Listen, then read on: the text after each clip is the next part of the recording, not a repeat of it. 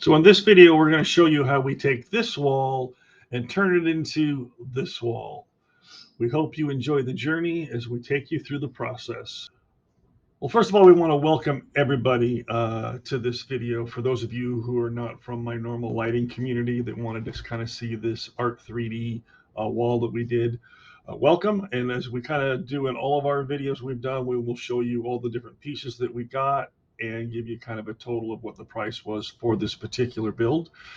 For those of you who are my regular lighting, Christmas light followers, it's a little bit different, but we all know that a lot of us in the lighting industry like to do kind of cool, funky things. And this is something I've been wanting to do for a very long time. So the main wall choice that we used, because you saw the before picture, just a plain wall we had before, but we're using these ART3D textured panels. They do come in two different sizes, 12-inch and 19-inch. We went with the 19-inch. They also come in one that's made out of a bamboo recycled material and one that's in a PVC type material. We went for the plastic material because we didn't want to damage the wall if we leaned into it, which could crush it, or get it wet, which could damage it. So we went with the plastic one, which was a little bit more difficult to cut. There is some chipping, as you'll see in the video. They do tend to chip a little bit around the edges, but we made sure those were on the pieces on the very outer edges that are covered up with the trim, which you'll see. They do sell it in multiple colors. They do have other styles also, but it was a great product for this particular project that we were going to do. As far as the LED stripping that we're going to use, we went with two different products by Govee. And the first one that we went with was their M1. And it's very expensive. I will say that at $99 a unit. We had to buy 2 units because we needed a little bit more than 40 feet, and each one can do 24 feet, I do believe. So that gave us enough to do the entire border, which we needed. We also got these because they were extremely close together, and you can control the colors in 1.5-inch segments. So as you can see, like behind me, I've got it starting out as a red into a violet and then to a blue at the top, kind of changing. It's got all kinds of built-in things that it can do with the app, which we kind of liked for controlling it. And then for the lights that we have on the table to shine up from the table and down for the center part of the wall, we used another Govee product because we wanted to control everything with the same app. And this one a little bit further apart, but that was okay for what we needed. We can't control the segments, but it allowed us to cut it where we needed to and splice so we could go around the top and around the bottom. And that was a perfect job. We just needed one pack for this. Also on these lights, make sure you click to apply the coupons when you do them. And I will have links to all these in the video description, as well as this one has a $10 coupon. We needed two, so we actually bought them separately so we could have the coupon each time. If you buy them both together, you only get the coupon once, so something to think about. For splicing of our the smart LED strips, we used this kit that we got off Amazon, which allowed us to not have to do any soldering. These little crimps really hold on, and for what we were doing for indoors, it was perfect. And then, of course, we had to get a few boxes that would help us hide our electrical outlets because the 3D panels stick out. So we had to have extenders, not only for safety, but just to make a much nice, cleaner look on the wall, which we'll show you when we show you the plug down there at the bottom. The only other things that we didn't get on Amazon, we needed some liquid nails. We needed some trim and facing boards, and we needed some white caulk. And you can get the caulk and liquid nails on Amazon if you choose to, but there's kind of the total price for the whole build. As far as tools, you're going to need a level, so you can level the wall and draw your plumb lines. You want to find your center point, so a good long level to help you with that process in the beginning really will help out. A sharp pair. We use tin sneers to do some of our cutting on our large panels, and when we had a lot of them to cut at once, we actually used a table saw to cut from the middle to almost the edge. I found if you cut clear through the edge, that's when you would get some chipping. So we used the tin shears, which is a hard word, to do the final little clipping that we needed to do to get our flush edges. Other than that, besides some white paint, things like that, to just tidy things up and patch up any holes you may have, it was $579, almost $580 total for the build. So that's the total build. So with that, let's go ahead and start walking through the process with some of the video footage that we took while we were putting this project together. It took us 3 days from start to finish to do the whole project, and I hope you enjoy it. All right, so some of the different things that we are going to need to do our project. We're going to need level, number one. We've got a couple of them just so we can make sure that our panels are all leveled out. You're going to need some type of adhesive, whether it's liquid nails or Loctite, that will work. You're going to need some spackle for the cracks. You're going to need some nice metal shears for cutting this PVC plastic, as well as a X-Acto knife for some of the fine trimming that you may need to do when you're going to be cutting out some of your electrical boxes for extenders. A square that will help you draw your straight lines when you're doing your cuts, and you can have a couple of them, and of course a spackle knife to help get the spackle in. You're also going to need a bucket of water and a couple towels so that when you apply each square, you can wipe off the excess that seeps out of the sides before you put the next panel up. And that will be all the tools we'll need for doing the wall itself, putting the panels up. But when we get to putting in the LEDs, we'll go over all the different pieces we're going to use for that part of the project. So with that, let's just go ahead and start applying some of our Loctite to the back of the panels. And we're going to make sure that we put it in all the raised parts on the back to help us with that process. And then as we put these panels up, they recommend alternating, turning them so that you have a more cohesive looking pattern on your wall, and we'll show that as we go. So that should take care of that. On the wall itself too, we did do a grid line so we know our center point. And we got rid of most of the floating shelves. We're just going to do one single floating shelf, a much longer piece. The multiples look kind of janky and uneven a little bit, so we're just going to have a center one.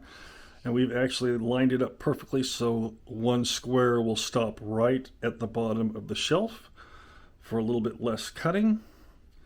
And it's totally leveled, so that will be kind of our guide point for our first squares to go in. So in this process, we're just kind of putting them up there, and then we're making sure they're all level on all sides, and then we're firmly pushing it against the wall, and then we're wiping off any excess. And it's going to be a rinse repeat basically for the whole entire wall, but your first row is really key in making sure everything is straight and level throughout your entire process, because if you mess up the first row, it's all going to be off. So take your time on your first row to make sure it's perfect. And then, like I said, it's simply just a rinse and repeat and alternate your squares, as you can see we're doing here. One goes left, and then we turn one to the right, one to the left, and it makes the pattern look really cool when you get it all together. So now we'll come back when it's all up. And we've installed our trim board, which is what we're going to mount our LED lights onto. And then once we get to that trim board done, it should hide all the LED lights. We're going to put facing boards over the front. As you can see, it came out really nice. Love the floating shelf in the middle. So we're excited. So we're going to install the, what kind of lights did we get? We got the Govee, I always pronounce their name wrong, Govee M1 strips. And we're going to use 2 strips to go all the way around, which will leave us about 38 inches of lights, a couple meters, which we're going to cut off. I'm excited to see what the next part looks like. So for this one, we just had some trim boards for phase 2, which we used some wood glue, as well as nailed, because we did have studs on the ceiling, which was great. So we nailed it in on the studs. screwed in with some mollies on the sides because there was no, of course, trim boards there.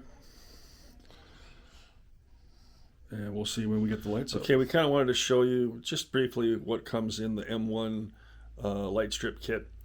It's got the controller pieces over here. It will sync up via Wi-Fi or Bluetooth to your phone. It has these wonderful little clips to kind of help hold in place should the adhesive not stick very well. I haven't had that issue yet. And then the strip itself, as you can see, very close together LEDs, which is great. You can cut it, but you can only cut it at the solder joints. If you cut it in between, you will mess up a section according to the instructions. So keep that in mind when you cut yours, and it looks like it's only about 1.5 feet between cut points, so you may have to adjust when you line up your wall. And that's basically the kit itself. So we're going to go ahead now and come back after we've put up the lights and get ready for the next process. Okay, we kept the bottom trim line because it's got a nice, each panel has a nice smooth edge, so we didn't want to go all the way down or it would be a little janky because they're not the easiest to cut. We did do some of the cuts on our bandsaw, not bandsaw, but on our table saw, and it did do a little bit of chipping, which you can probably see in the very side edge there, but we weren't too concerned on the sides because we're going to be putting up some trim board to hide that, and it's about a 3.5 inch wide trim board, so that will hide any of the rough edges on the actual sides and on the top. Same thing, we took it all the way to the top. We will be putting a little bit of caulk in where there's a gap there on the floating shelf. Wasn't quite a perfect cut, but definitely something to consider when you're doing yours. If you're gonna not put a border around it, definitely measure. And I would have stopped here and not done the little piece to the wall if I was not going to do a border. So it would have been nice, just smooth lines all the way around. And that again is why you should always start in the center and work your way out so it's uniformed. It has that cohesive look all the way across. So today we are going to screw in all of the screws to hold the strips in, and we're going to put up the trim, and then we're going to fire it up. So let's get through this next part. All right, so day 3 is finally done. And we've got our trim boards in, which hide the LED lights.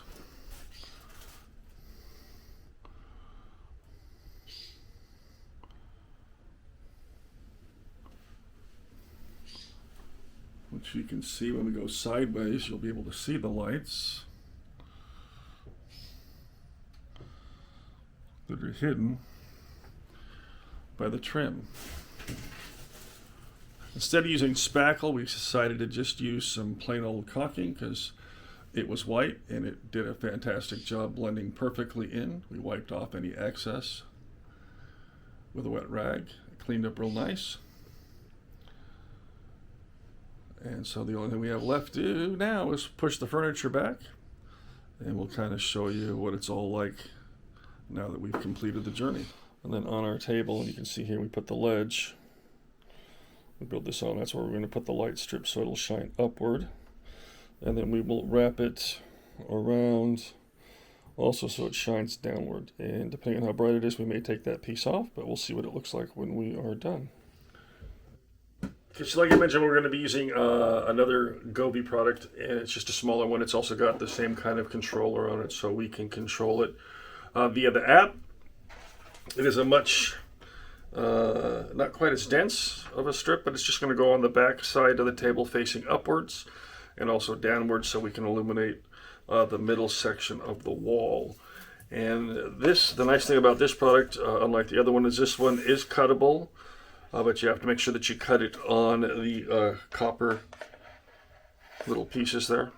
That's very important that you cut it right there. And then to help with this process, we got some 4-color wire for our red, green, blue, and then black is power. And then we got some really nice little adapters to splice in, so there's no need to solder with this product. It's just a snap and play. I don't know if you can see that in there, but the wires will go in on this side, and you'll crimp it down, and then the strip will actually slide into here, and we'll crimp it down, and that'll make a full connection. And so we're going to go ahead and prep the wire, and then we're going to attach the two pieces, and it should be a simple process. So let's go through that. So we just got our little piece of wire, and you just want to separate the wires at the end. You don't need to strip the wires down for these little crimpers that we're going to use.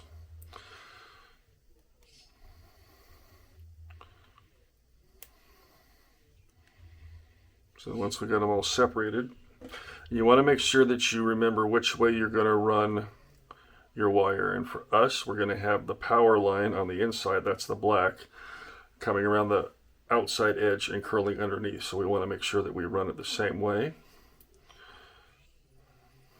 So it's going to be like this. And then the wires just go right in the little holes. And you push them through. You want to get them so they almost start popping out the back side. And then you take a pair of pliers and you smash it down. There's one.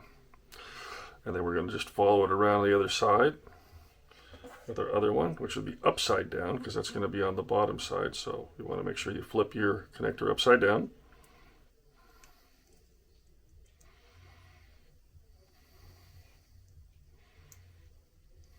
Get your wires in there. Push them forward so you can see them near the top.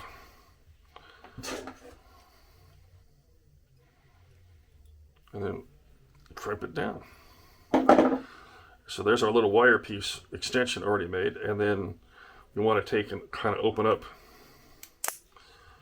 this part, and you can see the little metal pieces. You can take a piece of your strip that you have, and you want to make sure you put the black on the 12 volt, and all the other wires match up, and you just slide it in underneath.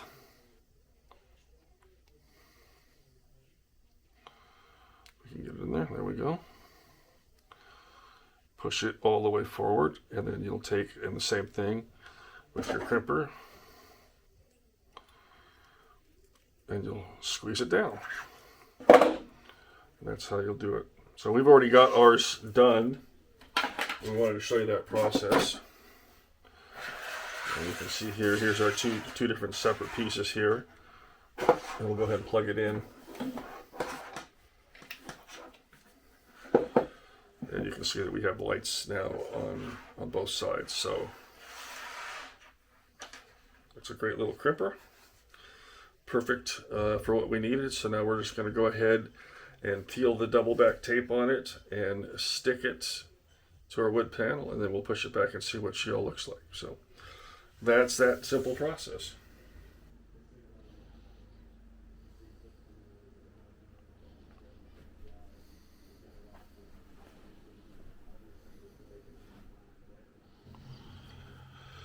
So here we are, all finished.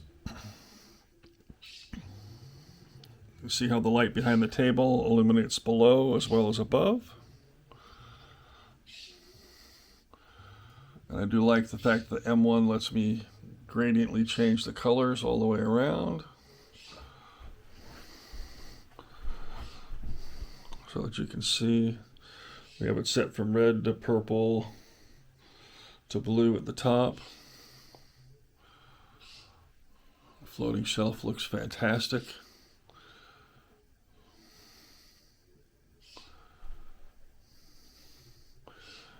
Kind of give you a shot behind the table.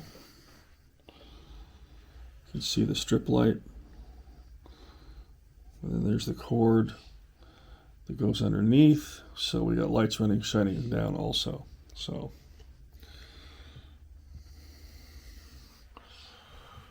these tiles look great. They reflect the color perfectly.